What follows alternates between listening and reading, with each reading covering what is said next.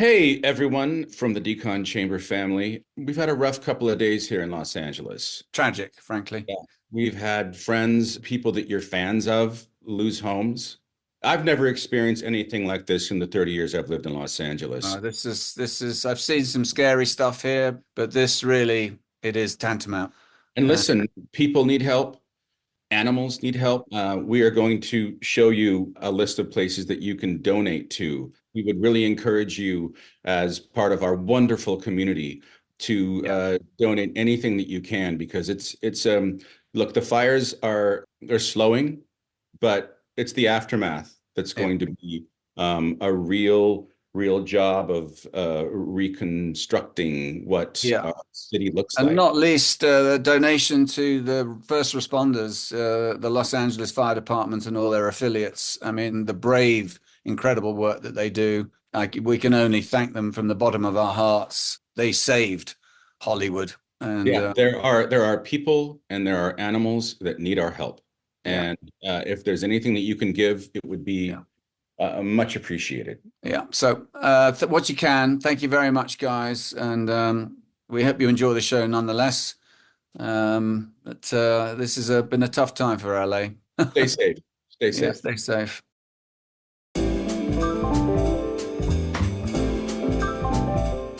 Ladies and gentlemen, boys and girls, Trekkies and Trekkers, welcome back to another episode of the Decon Chamber. As always, I am with my best friend, castmate, and partner in crime, Dominic Keating. Hi there. Oh, hello. So here's what we're doing. This is going to be our very first watch party. We've been excited to do it in the past of just having guest after guest. Just wanted to incorporate watch episodes of Enterprise at the very least. Here we go. We are going to watch the pilot, Broken Bow, directed by James Conway. And as always, our show, Sundays at 11 a.m. PST. And we want to hear your comments. So I think we're just going to fire off and talk about the episode. We watched it. I watched it last night. You watched it yesterday as well, Dom? I watched it yesterday, and then again, I watched it this morning actually with the commentary we did 10 years ago, or more than 10 years ago, for those Blu-ray DVD releases. Oh, you So I did? listened. I listened to former us talk about it when we were even a little younger. Oh, With my. Brannon, I'd forgotten Brannon was in the room, and Dan Curry and James L. Conway. Yeah, Should we forget? right. He'll get pissed about that. But Um, yeah, it was a very good watch, and yeah, uh, nice. So, off we go. And the initial scene with Archer and his father, by the way, having watched this episode, and I've seen it a few times, I think it was the third most expensive pilot ever shot at that point. 13 million. And I heard Brannon say in the commentary in today's money, which was what, 10, 12 years ago, 20 mil. Yeah, it wasn't cheap. Yeah, well, it looks like it. And let's start. I mean, that chase scene in the cornfield, they grew that cornfield in Bakersfield. Did you know I that? did not know that. They went to that spot. They chose it as the location. The farmer, there was no corn. The farmer said, "Give me 3 months. How high do you want it?" 9 feet. And they grew that entire field, built that silo, and blew it up with Hmm. real pyros. Yeah, Yeah, yeah. that was a And real and explosion. lest we forget, an RIP, Uh, Tiny t Lister Tiny Lister. was the Klingon. I was looking, not to bring this down too much at the beginning of all this, but Gary Graham's gone. Jerry Fleck, our first AD, gone. I know Yeah. it was. It really. God bless them, and they were great people. It's Um, a fantastic action scene. it It's really is. And the Sulaban. I think I'm right in saying they were a new, nemesis to Starfleet, created by Brannon and Rick.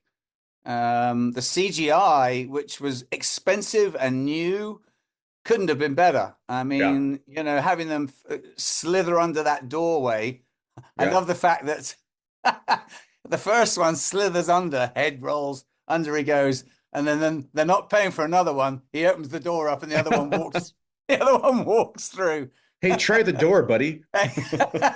He's like, I'm waiting. And then that first scene where the Vulcans and the Federation are all meeting Yeah. together, and I was a little shocked as to how terse and Mm, relatively negative it was, and even Scott's reaction to all of this mm.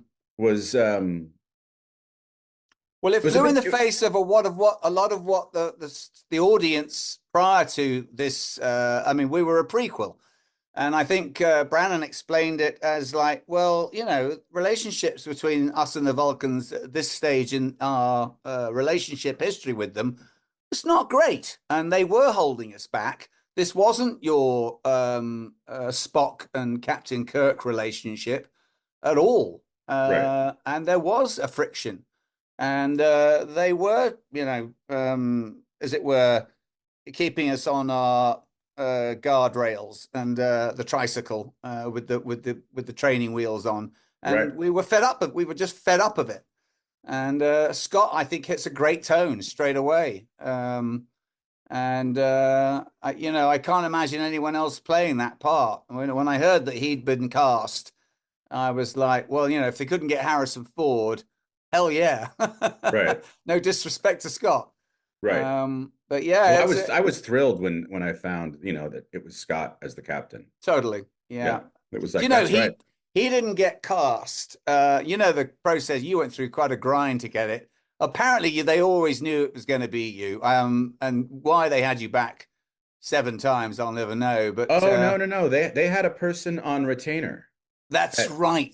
They That's had right. they had a person that the studio wanted this guy, Right. and they didn't. They Do wanted we have me. any idea? We never had any idea who that is. No, I think I do. So it was the blonde guy who wound up being in Brannon's next show Oh, after Enterprise. right. Was that the one? Because I went up for the mathematician that little Dinklage got. Yeah. Yeah. God bless him. Can I say I don't know if you can say it that? just that way. He was very good, He was, and and obviously, I auditioned for another part in that guy got, all but right. he was the guy who was on retainer for them. So, all right. We haven't touched on the theme song yet. Should we? Oh, I didn't mind it. absolutely. You know what? Here's the thing. I love the There's nothing graphics. wrong with it. The graphics are No, great. There's nothing wrong with the I song. love And the the fact that it graphics. wasn't, just a symphonic theme Yeah. song, who cares? Well, they all did for a They long did. time, Yeah. and I think it still rankles with some of them. And yeah, I mean, I know there was some sort of deal between Diane Warren and the All powers of that Hollywood. be. Yeah, and it was another. Oh, bless her, another song she wasn't going to win an Oscar for. I think she's the most nominated She is. artist in the Yeah. history of the Oscars. No kidding. And still, look, I'm sure she's not crying in her house in Malibu or wherever she lives. Right. Waiting for a Uh, new doorstop or anything. no. And I just love that we're on a mission right away to take this Klingon back to Kronos. Yeah. And and then we find you doing the once round the ship and banging into the paint. It's so funny that I look at that episode, and I said this last night in watching it. This little small scene Mm, was the one thing that had me go to Mexico for a week with tequila. It was this one thing that's that right. I didn't see enough awe in my Hmm. imagining of it in this Hmm. small room at Paramount. Did the That tequila help? it made me forget that I hadn't been cast. I can tell you that much. Uh, And I watch that scene and I think to myself, wait a minute, you guys couldn't have had it. I had to wait a week for you to think that maybe I could have had enough awe uh-huh. at looking at the ship. I'm gonna embarrass you now, because when I went in with the scene I had was when I was the stuff was being transported for the first time, and they'd given me plasma cells instead of something else. And apparently the word came back was that you could just, when I was looking out at them, it was back in the days when you'd stare at all of them staring back at you. And Right. apparently they could see the transporter in front of me. Sorry. Yeah. Well, And I had an Evian bottle in my hand as yeah. the plasma coils instead of. Well, that's why you had two auditions and I had Uh-huh. six. No shit. So once around the ship, and that was that was a CGI ship. That was the first time they'd not built an actual, model. Amazing stuff. Dan Curry helped enormously with Ron B. Moore, of course. Yeah. Some of the stuff that they were doing was just, I mean, and we remind ourselves that a lot of this crew had all been with this show, as it were, in iterations for now. This is, I think, coming 16, 17 years. It was. And I think that helped us enormously, that the cogs were well oiled. Yeah, and to And look at it as a television show, to see that first opportunity to view the Enterprise, the NX-01, this is 2001. yeah. Yeah, and it's such a you're right. Given that we were a prequel and that our technology couldn't be anything like Next Generation, for instance, or Voyager, and of course we know that they visited a nuclear submarine down at San Pedro to get a sense of the cramped space that they were trying to emulate on our ship, which I think they did beautifully on all the sets. Yeah. I mean, the one set that had some sort of spaciousness was the sick bay, which was Brannan's favorite set. It was Conway's favorite set too to shoot in. He shot it every which way. There wasn't an angle he didn't get. Yeah, it's true. And yeah, but I think that given that they were going for a retro feel, but it was for a 2001 audience, I think they walked that line like a tightrope artist. It was beautifully done. Did we shoot this in order? No, not really. No, I mean some, but I no, mean, I not remember really. it because I was going to bring up what your memory is of the first day of shooting for you. I was the first And shot. you were the first shot. I was the first. It was a pop at my little desk on the bridge. I remember taking that first step up and going, "Here it goes." Yeah. It was a sort of, yes, captain, or no captain pop. It was nothing much, but it was. We had the crane that they'd use especially. There's another crane that they wanted to use that's got a special name, something like but they were very expensive. And so Marvin and Jim had designed just using a camera on the end of basically a dolly with a crane on it, and they could push it in and swivel it around. Right. And that's what we use mostly for all those bridge shots. So you could get someone from the turbo lift, bring them to wherever they were, and then swivel around to get Anthony as Mayweather flying the ship or whatever. And those were, do you remember how intricate those shots were? You didn't do so much bridge work, but they were very intricate, tight shots that you couldn't be an inch off your mark when Right. they were doing that stuff. Otherwise, you'd be out of focus. And we shot on film, remember? Yeah, 35 mil. Yeah, that's right. you could see the graininess, which I didn't mind. It made, I think by the time we got to shoot on the red camera, it was still quite infant digital, and we all look a little, if you had one pimple, it was like Just like all I saw was the pimple. Yeah.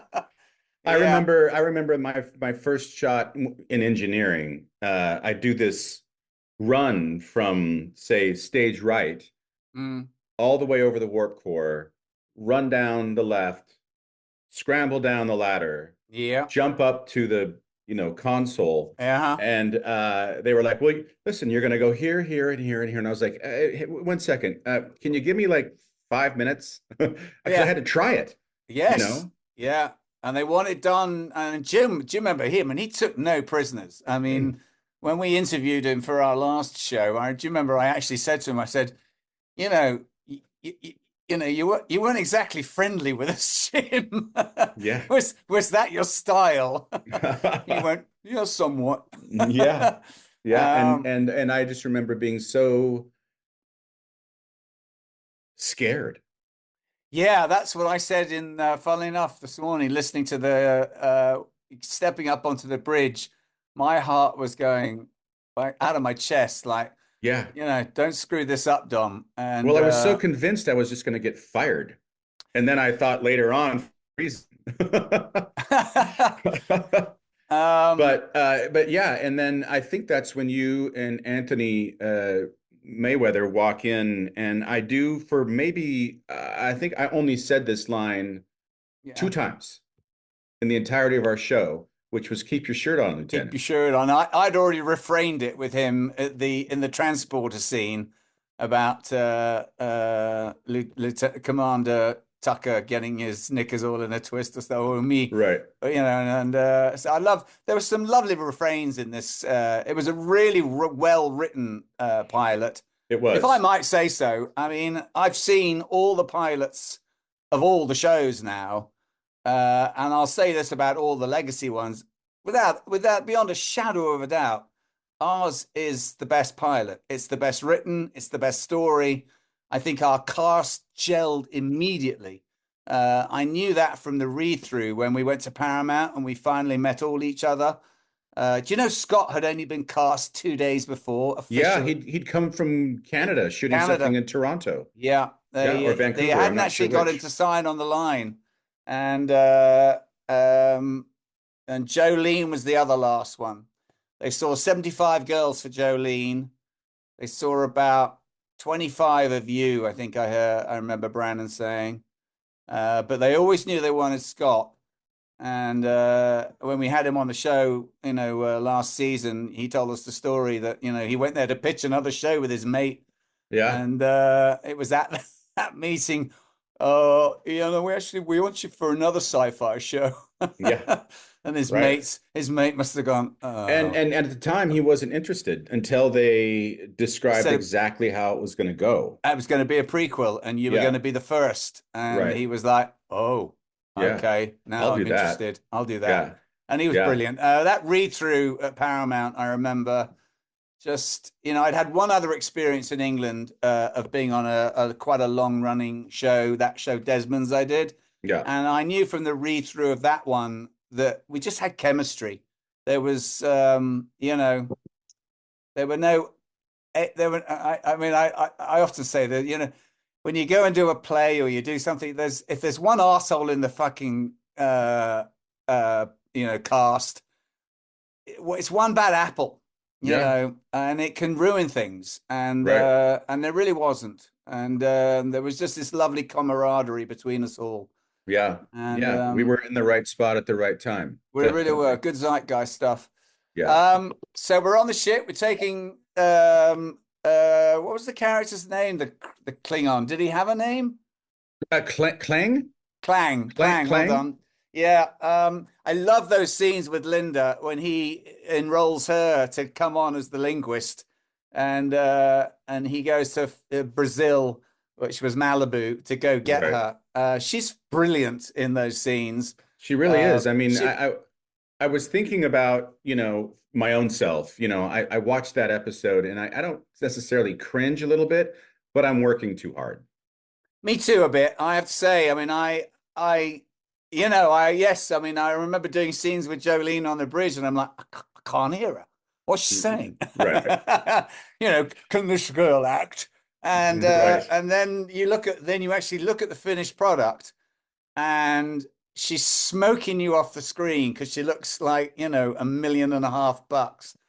And with an eyebrow raised up, she's That's speaking all it pages. took.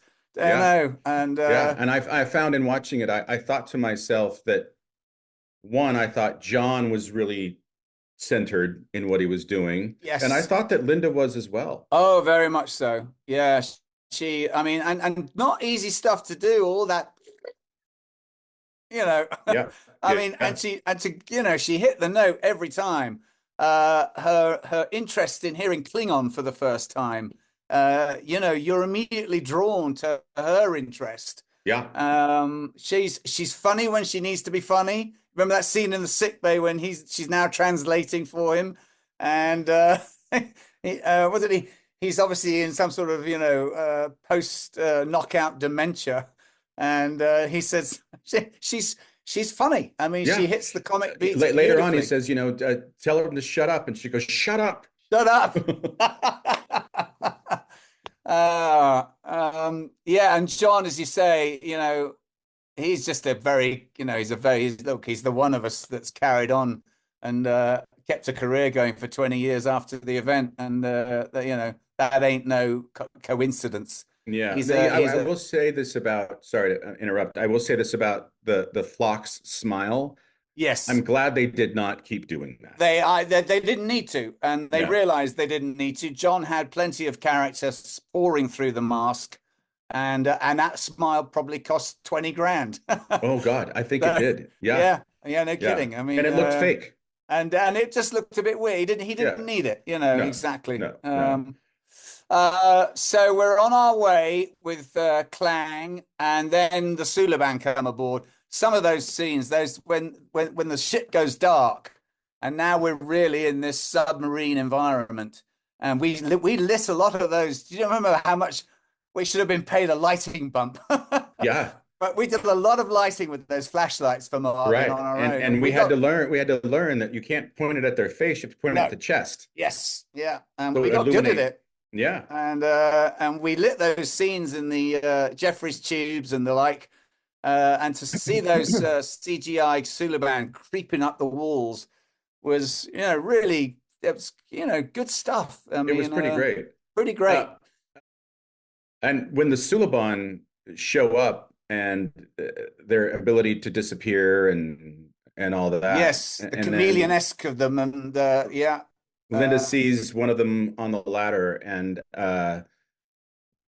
is that when Scott gets shot? somewhere in that sequence, I think. I'm pretty, unless it's no, is It's it on maybe? it's on that landscape when we're on I top of think it's that when we building. land on the pod, when you fly the pod, and you break you scrape the paint of theirs as well. Did Even I? in that pod, when you go to Uh, the Sulaban sort of hive, which is all right. made up of pods. I think it's on the snowy landscape. That snowy landscape, man, that was one of the best sets we had. Jim said that's the best uh set that he's ever shot on, and one of the best fight scenes he's ever orchestrated. It was pretty great. Yeah, it really was. Remember I'm those always what were those fans called? There's a name for them. The Ritters.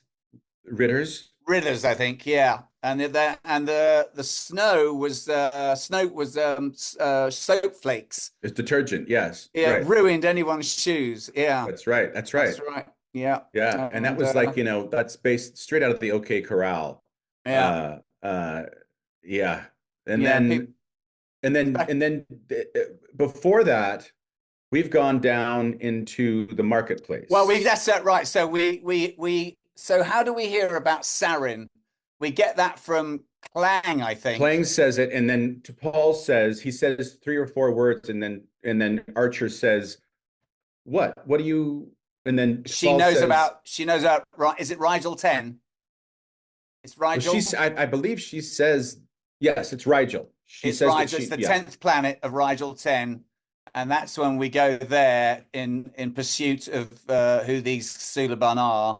right. And of course, we know the night before we'd been at Paramount for the big European sales Oh event. my goodness. And I And bumped into a girl that I knew from London from 20 years ago. That was one of my best mates' girlfriend, who now lived in Greece and was buying for Greek TV.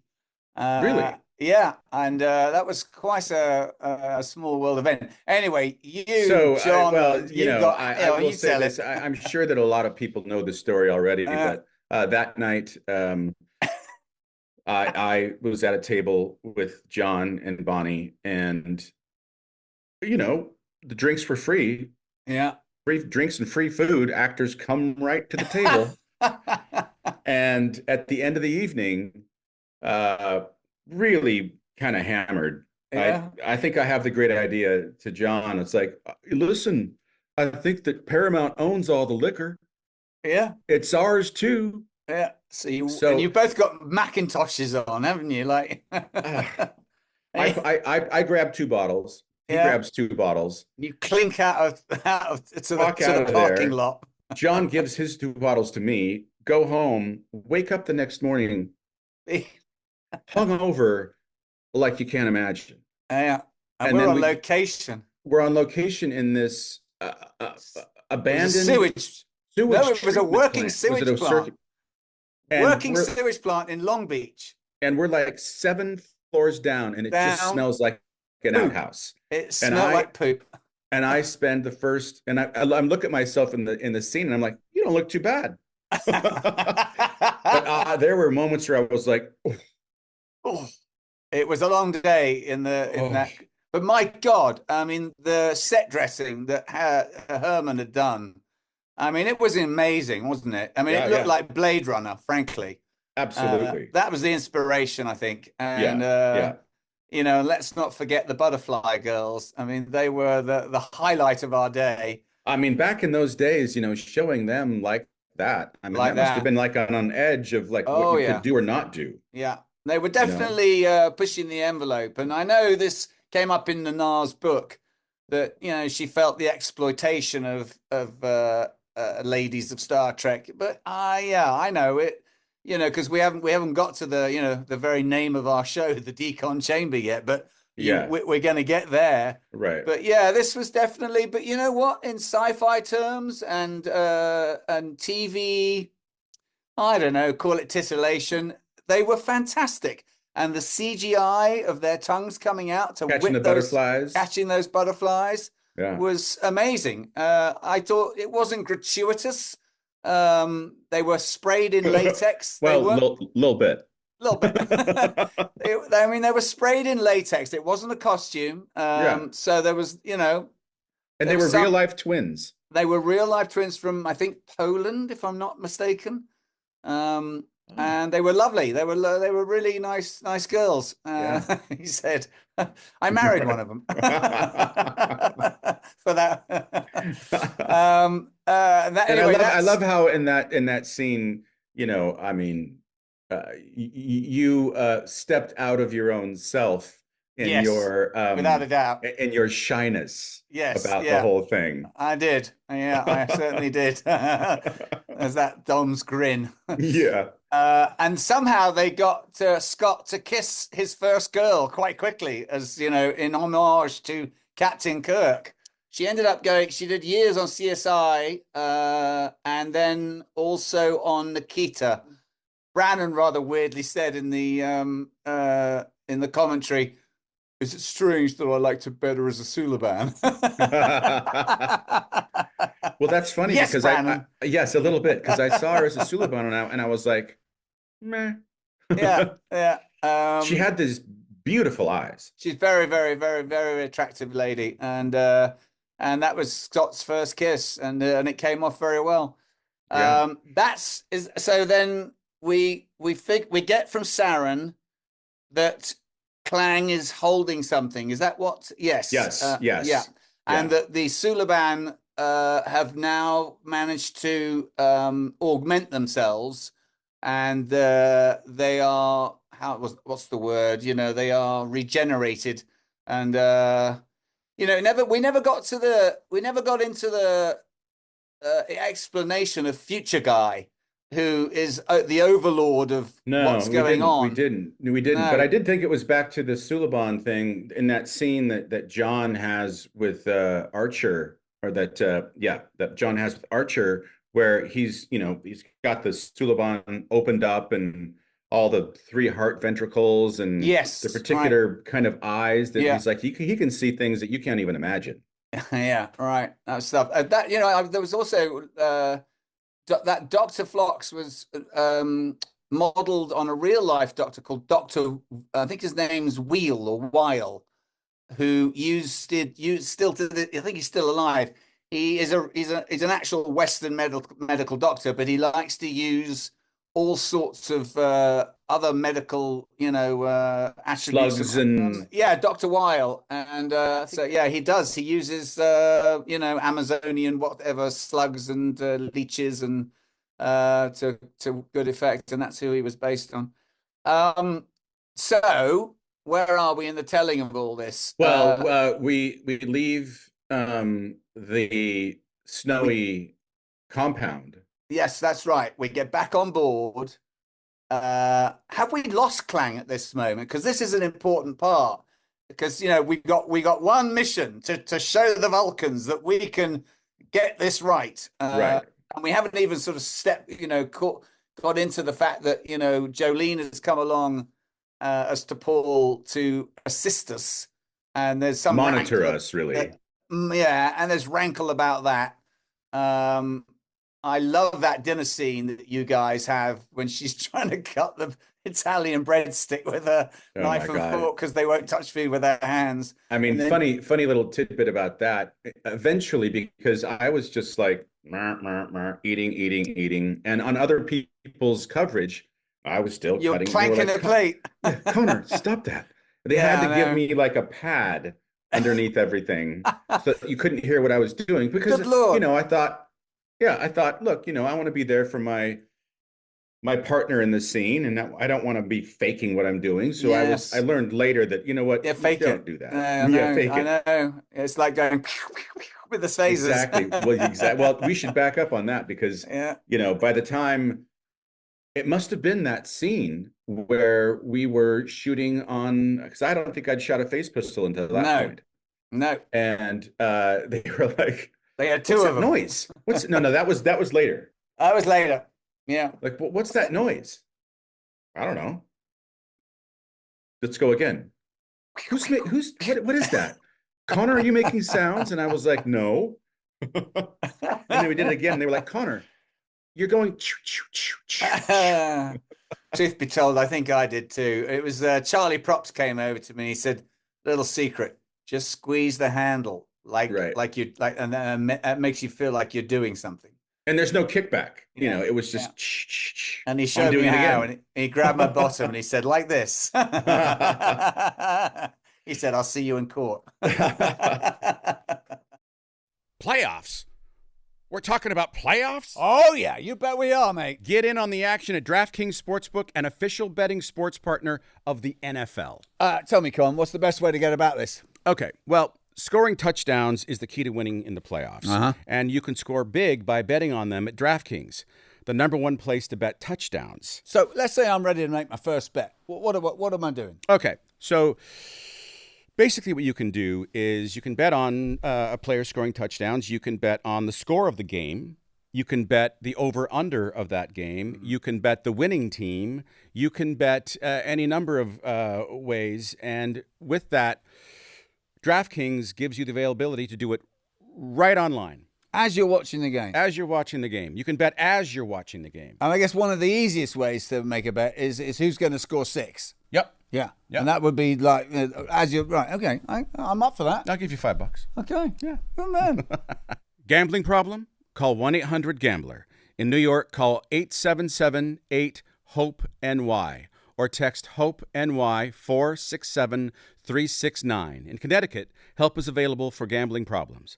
Call 888-78-97-777 or visit ccpg.org. Please play responsibly on behalf of Boot Hill Casino and Resort in Kansas.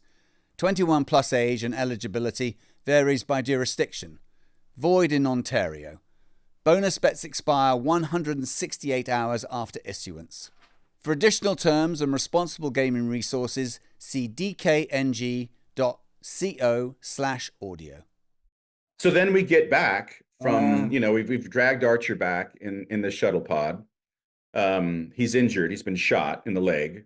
And then I believe, don't we go to the decon chamber? So yes, because you've come back. That's right. Only you and Jolene apparently have got the pathogens. Yeah. not Linda or me or Anthony.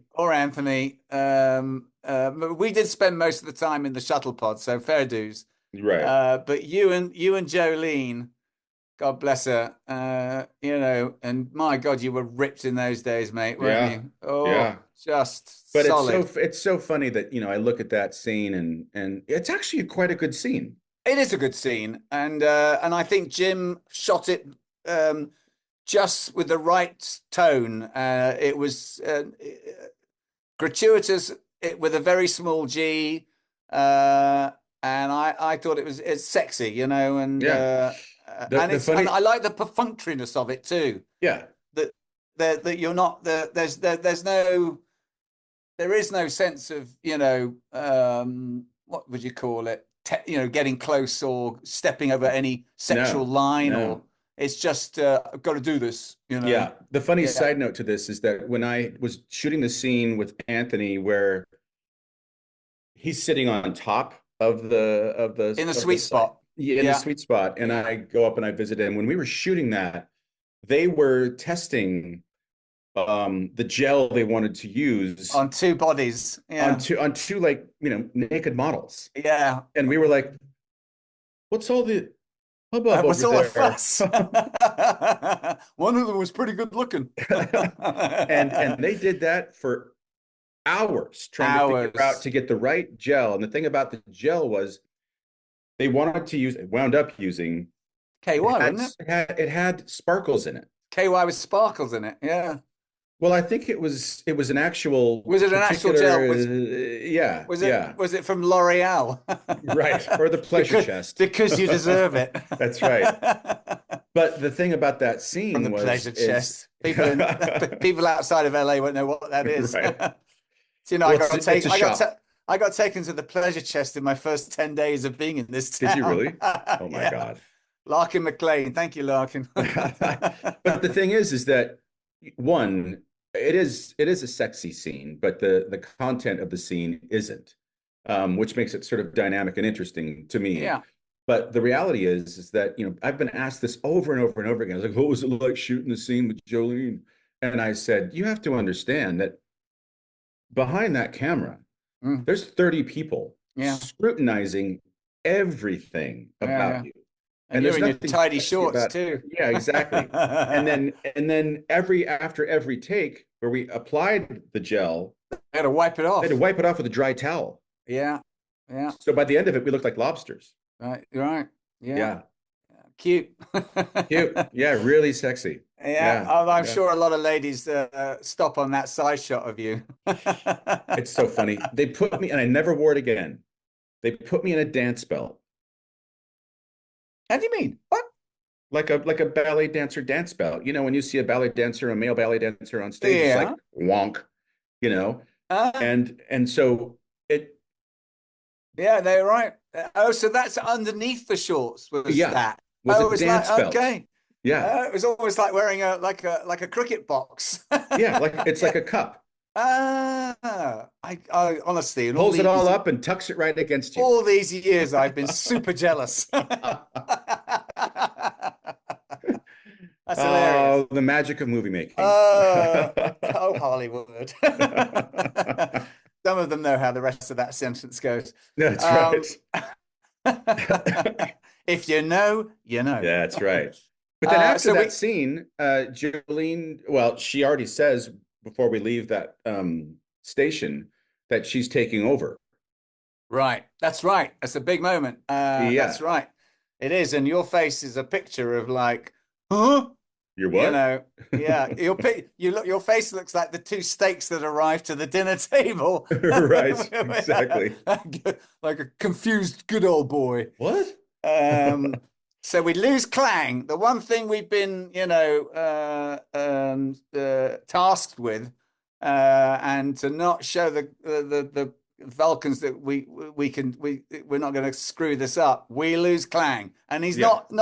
he's a big lad to lose. Yeah. But he's suddenly gone. And Right. now we have to go and get him. And that's when we end up going to the Sulaban beehive, as it were, the hornet's nest. Right. And we see that gas giant, and they think that it's just peripheral energy going. Yes. And then they focus in more on it's Sulaban ships. Yes. It's a fantastic shot. Beautiful. Apparently Dan and Ron Moore worked on that for, that was days and days of work to get that right. I'm sure. And Brannon said that he loved, ever since First Contact, he just loved seeing a spaceship going into any kind of gaseous giant Right. and finding its way through. And I have to say, looking at this again, I looked at it for the first time properly when we were doing the other show, and now a couple of times now. I really have an appreciation of how good the writing is, how good the storytelling is, how well Jim Conway directed this.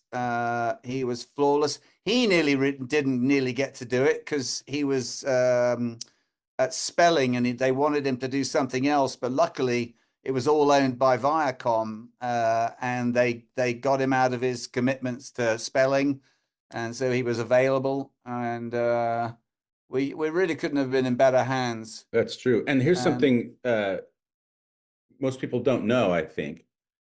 If you are the director of a pilot that goes to series, yes, you get a piece of every one of those episodes forever, as long as that show goes. Yeah, because you've set that tone. Yeah, he did, and a really good tone. I mean, it's a lot of responsibility.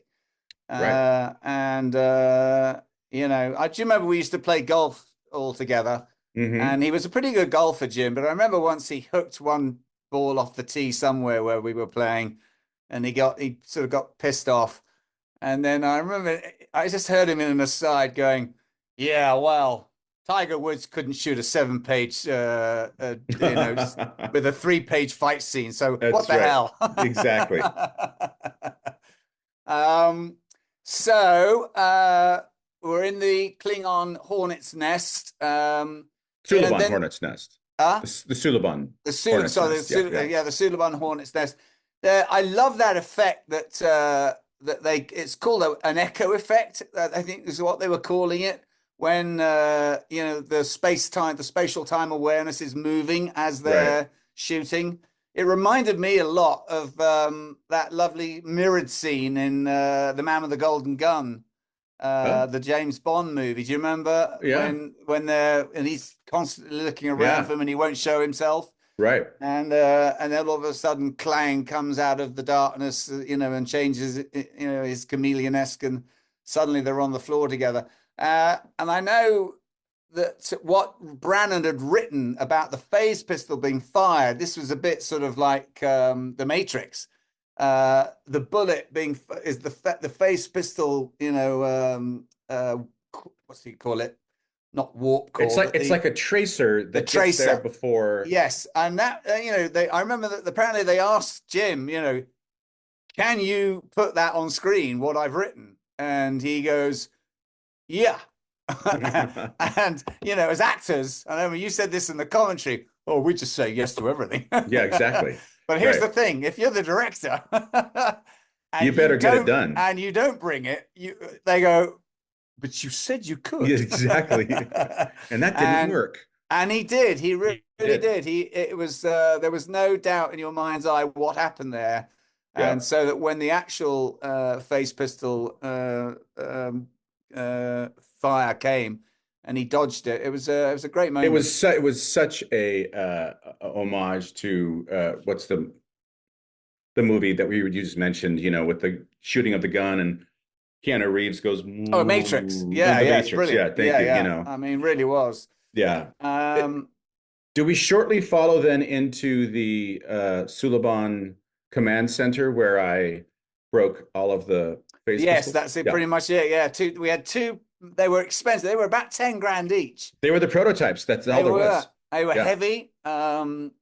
And you and Scott had them to fight the Suliban, and I did the first. Did you drop it? What did you do? No, I did the first take, and I was supposed to bash into one of these consoles and then fall down, and I bashed and fell down, and it fell on the holster, and it broke. And Charlie props, the look on his face was, oh my God, and then we had to go again, of course. And you looked at Scott. Didn't you look at Scott? No, I looked at Scott and I was like, can I use your phase pistol? And he looks at me and he's like, don't break it. And I was, we're fine. I'll fall on the other side. Action, bang, bang, Bang. bang. Broke them both. I mean, literally after that, and they weren't even in the toy stores at this point. I don't know what we did. No. They must have glued them back together. We eventually used the ones from we Toys did. R Us. They took out the noise and the red and or the red pink light in the front. No, in the front, like that makes you know that it's not something. But those would open up. Yeah. And those prototypes wouldn't open up. Those are the ones we used in the end. And I was glad of it because, frankly, those other ones, I mean, they must have been about 3-4 pounds. They weren't heavy. Light. Yeah. And running around with those for 16 hours would have been something. I'm just easier than the EV suits. Yeah. First use of the transporter, getting Scott back was great. That was great. And apparently not easy. Dan said it was the hardest transporter work he'd ever done because Scott was at a run, and they had to get the exact same run from the corridor that he was running from, and then onto the transporter where you were bringing him back in. Right. It was really tricky stuff. I mean, that I got to say, the special effects department, well, all those departments, but special effects just home runs, nailed. Really, fantastic. It really did. Amazing stuff. And I always think when I look at his face when he arrives back on the transporter, it reminds me so much of how he looked on a couple of shots of Quantum Leap. Frankly, yeah, right. It really is. It's got such a sort of reminiscence of his the character he played on that show for all those years. Yeah. I mean, speaking of Scott, we have to say again how incredibly lucky we were to have that man at #1 on the call sheet, and he made from day one. From day one, he was just amazing. He was the best leader. He was the most generous and playful, and he, and cool, level-headed.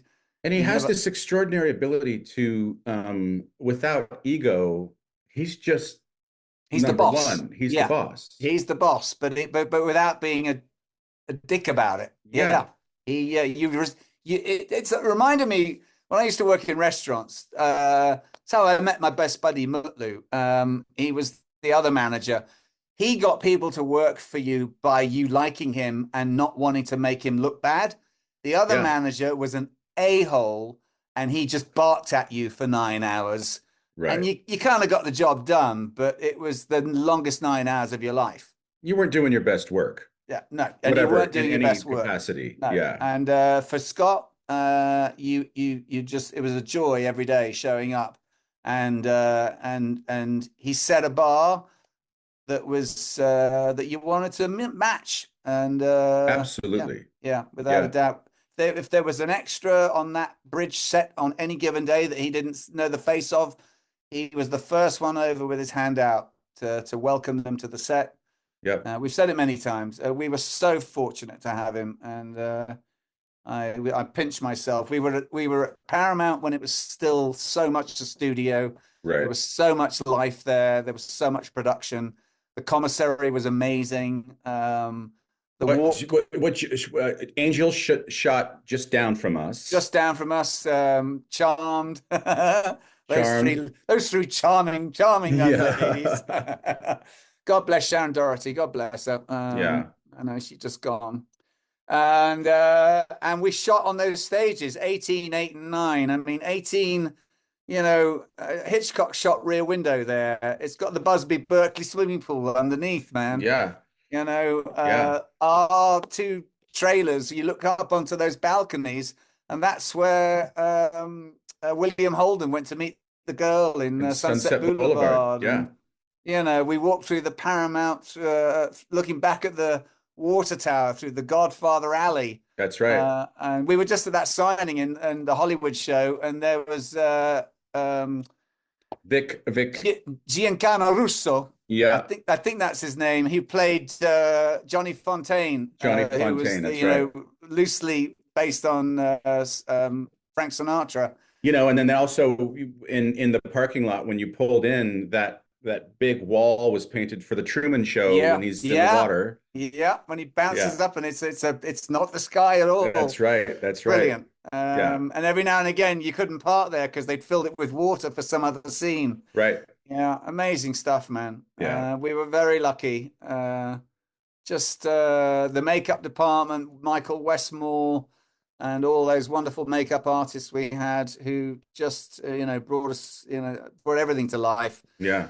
It's And funny, speaking of those departments, you know, in the I've seen other episodes recently of Enterprise in the first season. T'Pol's hair is pretty good in the pilot, yeah, and then it becomes a bowl cut. well, it was a bit of a bowl cut in the It pilot, but was, then but then it really becomes then something it weird. becomes terrible. Yeah, And I you know know. what? They won an Emmy that year. The only Emmy that our show garnered was for hair and No make hair. Yep. sugar. Yep. Well, I never, because it's jokingly, it was always referred to as hair trek. Yeah. It was Kerry McCluggage. His only notes were always about hair, apparently. And mine, my And he had, God. and if you've seen Kerry McCluggage, I mean, he has a head of hair. Oh, he I does. mean, And that guy knows hair. it's well coiffed. It's well coiffed. Yeah. Yeah, I'd honestly, I'd walk into the makeup trailer if it was your hair Tuesday, you had a small village around you. Oh yeah. And yeah. And I could probably take radio stations from You Bulgarian, can. all the aluminum foil, and Yeah, and it would change from episode to episode. yeah. I mean, You look bless them. mighty cute, honey. You look mighty cute. And also, we should mention our makeup was so easy. Because they just got the spray things, hadn't they? Jeff Lewis, our makeup guy, had the spray gun. I think they've been using it for a while, but I hadn't Brad used Look. it before. And Brad Look. And I Brad hadn't Look. used it. I had not had it used on me before. You'd go in there, Yeah, it was a all little bit done of beautifully. mascara, and Yeah, off you went. off you go. Yeah, and Susie Diaz, who did Scott, And and Jolene, she did Jolene and as well. Jolene, and Yeah. she did a lovely job on. I mean, Jolene looked at $1 million, God bless her. She did. It'd And be I lovely think if we can get her on sometime. We'll see. It may Yeah, it'd not be be over nice. yet. Yeah. And then Brad, I believe, was responsible for John, who had the most He did, John. He significant amount did the of, prosthetics, and he did Linda. And every once in a blue moon, he did me. And I have to say, whenever Brad did, and no disrespect to Jeff, because he was great, but he was much more workmanlike, if you will. And Brad is a lovely sort of soft, gentle gay man. His touch with the airbrush was just like, it was so soothing. I can't even tell you. It really was. It was like, oh. I'm no disrespect to you, Jeff, but this man, he walks on water. What else? So we get Clang back to Kronos, and they find that the information is in his DNA. Right. And I know Jim said he shot other scenes for other iterations of Star Trek.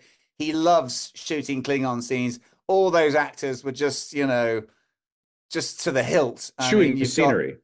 Chew but beautifully with Yeah, all yeah. the Shakespearean. I love the look on the lead Klingon's face when he just sort of sees it and he's like, Yeah, yes, yeah. And then he comes up to Scott with the knife and barks at him in Klingon, and Scott looks at Linda and says, "What did he say?" And she goes, something. I don't think you want to know. And then she goes, "You don't want to know." Yeah. I was just saying, I mean, her comic timing's very good. She's very funny, and it was only about her third job. God bless her. I believe it was her second job. The first one was she had a small part in Jurassic Park 3.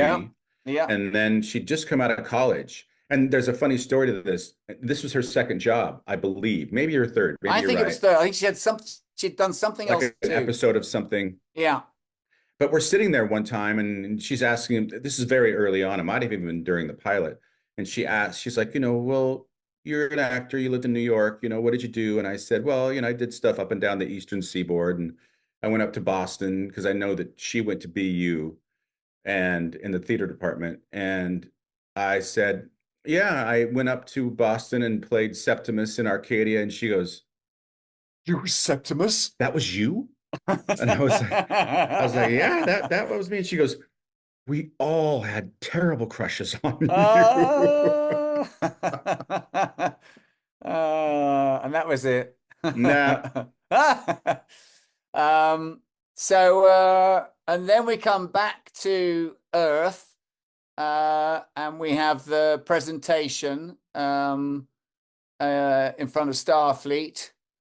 I'm just trying to think this through because we're still out in space, aren't we? And we get the word that we're not going back. So what were those scenes when? Well, when we give Kling back, right? But there is a couple of scenes when there's tears of us.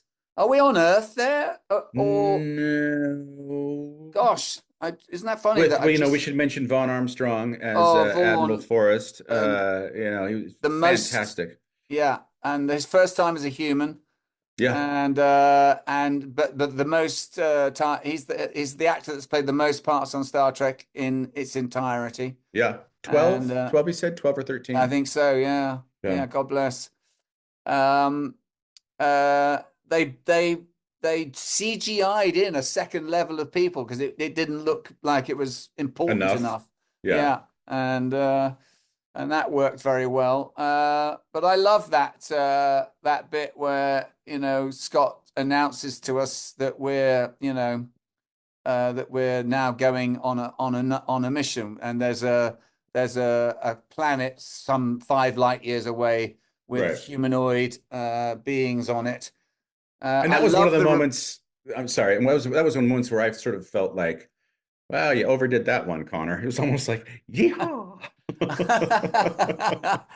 I love the refrain because it starts off with Mark Moses playing Jonathan Archer's dad, who I used to know very well from the YMCA, and that young boy playing young Jonathan Archer, and they're originally painting a spaceship in the boy's bedroom, and then they fly it at the end on the beach in Malibu, and there's that lovely refrain of you can't be afraid of the wind, son, and it's a beautiful ending to the episode. I also thought it was a really lovely moment when T'Pol decides to come along. To come along, yeah, it is.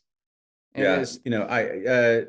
I know that she was terrified, Jolene, for what she was doing. I mean, it's such a hard part to really to find that really delicate balance between I don't feel anything or I'm not showing you I feel anything, and yet feeling something. Yeah. And she wound up doing a great job. She did, I have to say, and we were all sort of.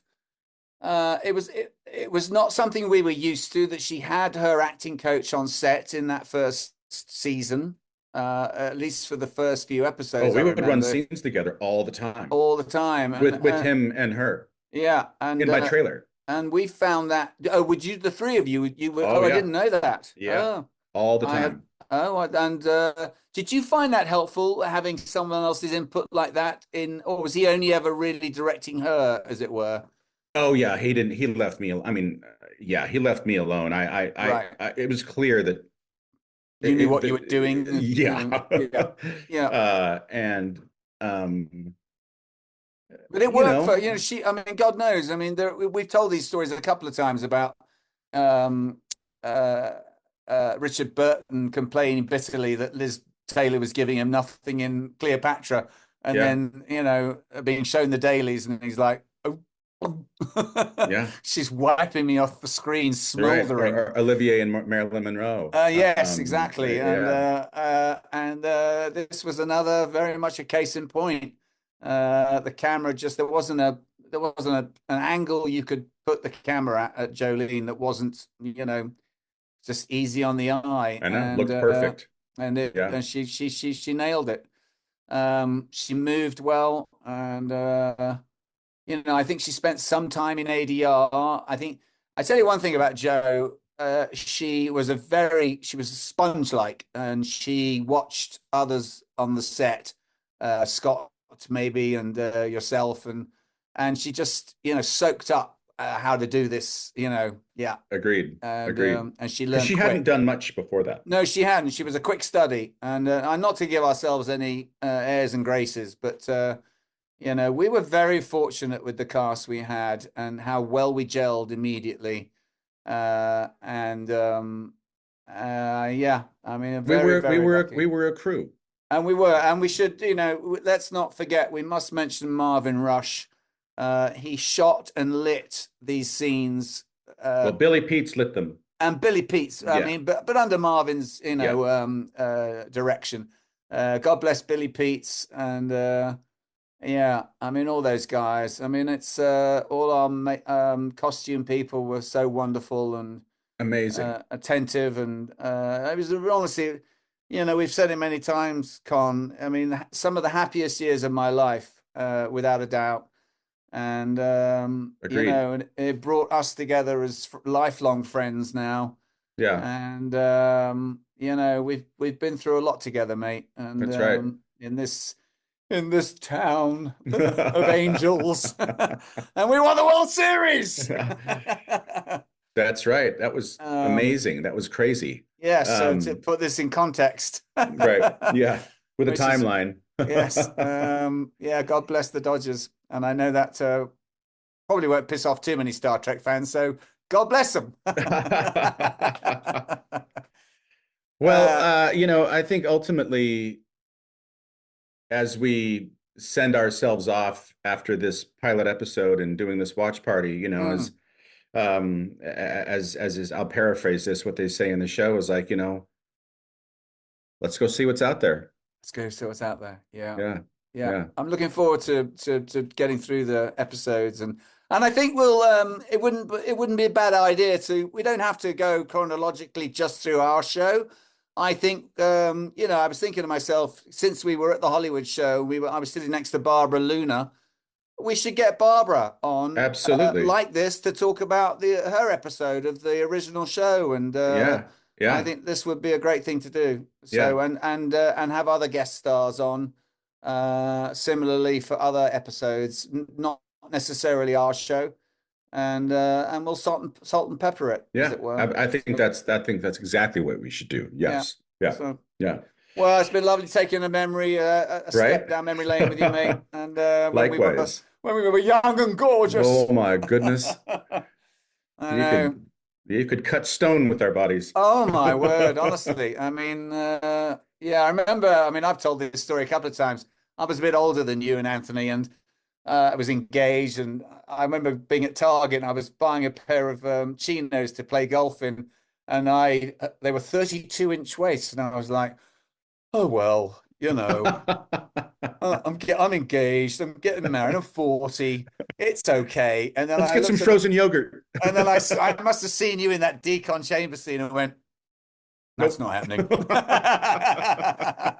That's why I took the bed out of my trailer. In went the bench. Yeah. And God bless. I'm glad I did. And so thank you for that. Yeah, well, you're welcome. You're welcome. I remember you used to, the bagels at craft service, do you remember? You used to scoop out the dough from the inside of the bagel. Still do. Oh, yeah. Yeah, God bless you. I mean, you had to fit in those damn jumpsuits. Yeah, in the jumpsuit. Yeah, no shit. Yeah. Yeah. Anyway, well, it's been a very fun time. I hope you all enjoyed our remembrances of our first pilot episode. I wonder if this will translate, but here it is. There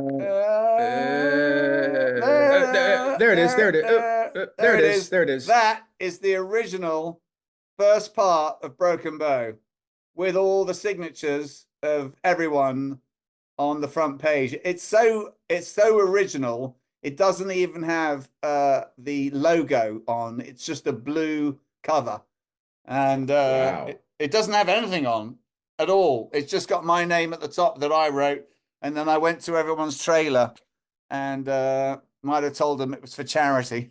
Right. Still is. Still is. All right. All right, you guys. Dom, that was fun. That was really fun. That was a lot of fun, mate. Yeah, yeah. Yeah. Nanu, nanu.